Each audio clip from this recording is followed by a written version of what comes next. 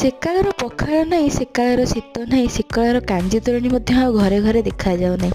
ଶୀତ ଦିନର ଏକ ଜଣାଶୁଣା ରେସିପି ହେଉଛି କାଞ୍ଜି ତୋରାଣି। ଆଗରୁ ଜେଜେମାଙ୍କ ଅମଳରେ ତ ବହୁତ ପିଆଯାଉଥିଲା, ଏବେ କିନ୍ତୁ ସମସ୍ତେ ଭୁଲିଗଲେଣି। ଆସନ୍ତୁ ମୁଁ ଆଜି ବନେଇଛି ଦେଖିବା, ଆସନ୍ତୁ କାଞ୍ଜି ତୋରାଣିର ରେସିପି। 3 ରୁ 4 ଦିନ ପେଜ ତୋରାଣିକୁ ରଖିକିରି ତାପରେ ଦେଖନ୍ତୁ ଆମେ ବନଉଛୁ। କ'ଣ କରୁଛୁ? କାଞ୍ଜିରେ କୋଉ ଭିଟାମିନ ସବୁ ଅଛି? କାଞ୍ଜି କୋଉଥିରେ ହୁଏ? ଆଉ ପେଜ ତୋରାଣିକୁ କିଛି ସମୟ ଚୁଲିରେ ବସାଇ ସିଝାଇଲା ପରେ ସେଥିରେ ମୂଳା, ପୋଇଡଙ୍କ, ସାରୁ ପକାଇ ତାକୁ ସିଝାଇବା ପାଇଁ କିଛି ସମୟ ଛାଡ଼ି ଦିଆଯାଇଥାଏ। ତୋରାଣି ଓ ପରିବା କିଛି ସମୟ ସିଝିଗଲା ପରେ ତାକୁ ଛୁଙ୍କ ଦିଆଯାଇଥାଏ। ତେଲ, ଫୁଟଣ, ଗୋଟା ଲଙ୍କା ଓ ଭୃଷଙ୍ଗ ପତ୍ର ଦେଇ ଛୁଙ୍କ ଦିଆ ହେଇଗଲା ପରେ ତାକୁ ଦେଖନ୍ତୁ କିଛି ସମୟ ଥଣ୍ଡା ହେବା ପାଇଁ ଛାଡ଼ିଦେବେ। ତାପରେ ଆମର ରେଡ଼ି ହୋଇଯିବ କାଞ୍ଜି ତୋରାଣି। ଏହିପରି ଅଥେଣ୍ଟିକ୍ ଭିଡ଼ିଓ ଦେଖିବା ପାଇଁ ଭିଡ଼ିଓକୁ ଲାଇକ୍, ସେୟାର, ସବସ୍କ୍ରାଇବ୍ କମେଣ୍ଟ ନିଶ୍ଚୟ କରନ୍ତୁ। ରହିଲି, ଜୟ ଜଗନ୍ନାଥ।